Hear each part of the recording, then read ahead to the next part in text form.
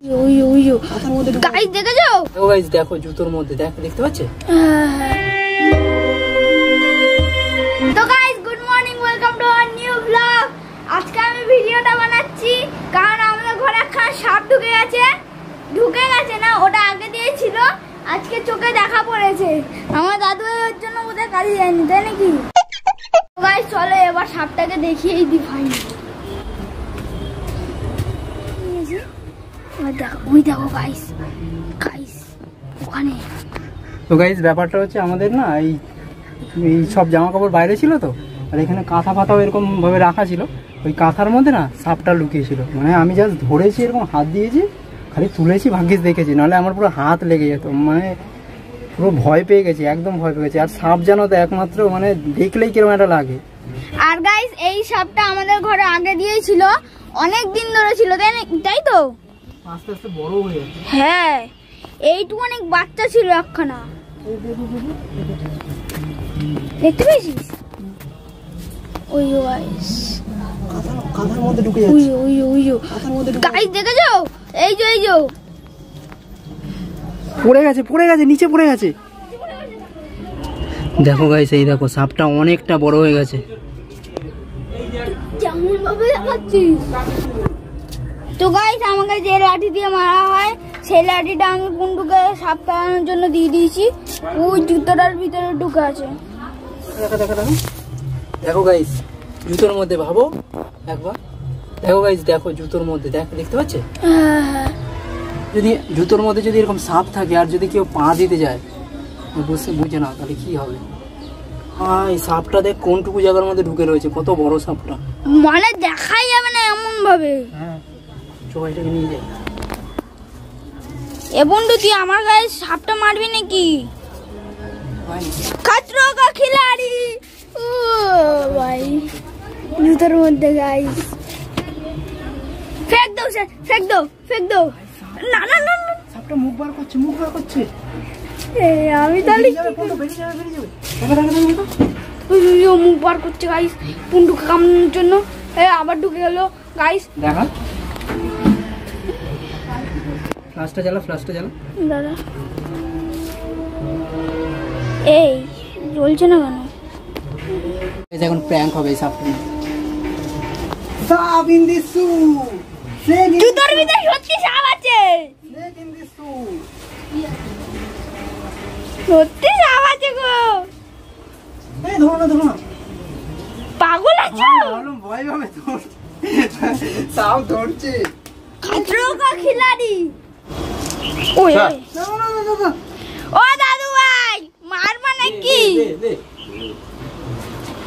ও দাদু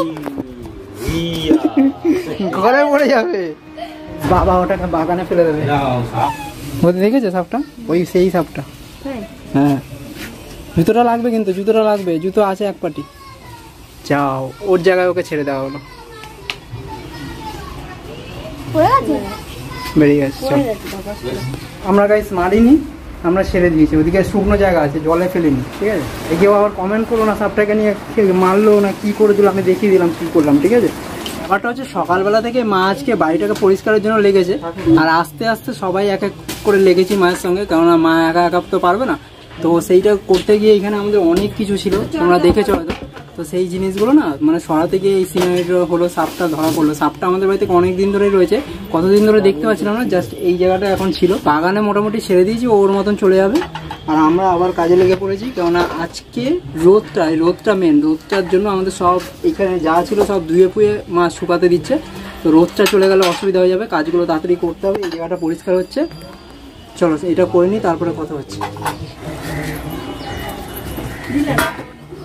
হ্যাঁ, ওই সাপটাই বড় হয়ে গেছে। আজকে কি করলাম জানো? হট করে ধরা পড়লো, জুতোর মধ্যে লাস্টে ঢুকেছে। হ্যাঁ, তারপরে সেই জুতো সমেত ওখানে বাগানে গিয়ে ঝেড়ে ফেলে দিলাম।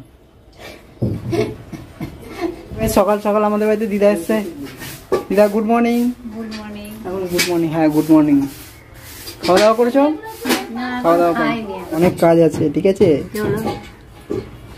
কাজ কম, এই কথা কম, কাজ বেশি, ঠিক আছে? কই বন্ধু, এটা আমি?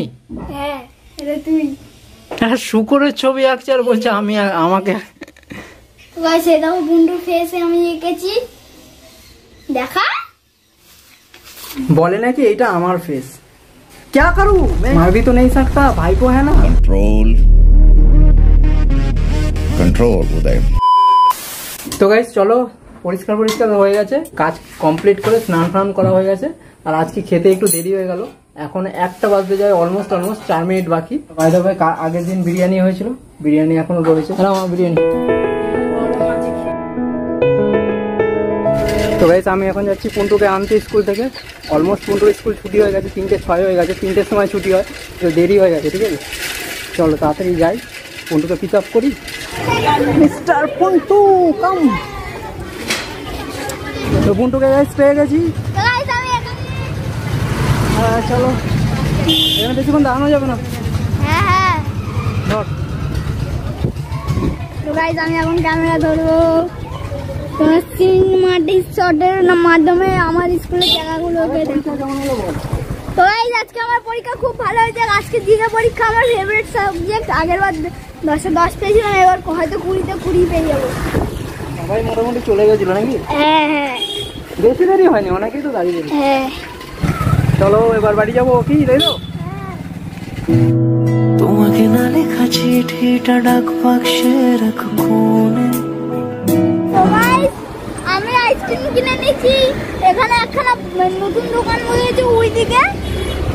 আর আমার কাকা এখন সাইকেল ড্রাইভ করছে, এই যে সাদা খামের না লেখা নাম এঁকেছে তার গানে। তোমাকে আমরা এই আইসক্রিম দুটো কিনে এনেছিলাম, এখন আমরা সবাই মিলে এই আইসক্রিমটা খাবো। আর এটা বুনু এসে দেবে সবাইকে।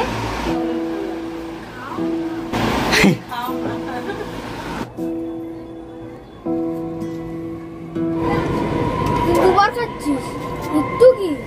চলো গাইস পায়রাদের এখন একটু খেতে দিই, অনেকক্ষণ হয়ে গেছে। আয় আয় আয় আয় আয় আয় আয় আয় আয় আয় আয় আয় আয় আয় আয় আয়।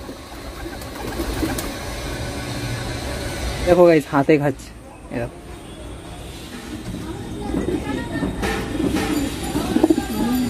চলো সন্ধে টাইম, সন্ধে দিতে হবে, অনেক কাজ।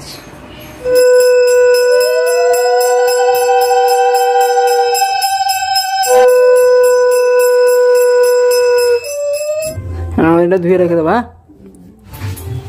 আজকে 4 তারিখ তো মা, আজকে 4 তারিখ। 6 তারিখে গণেশ চতুর্থী আছে, বাড়িতে গণেশ রয়েছে, পুজো হবে, আবার ব্লগ বানাবো।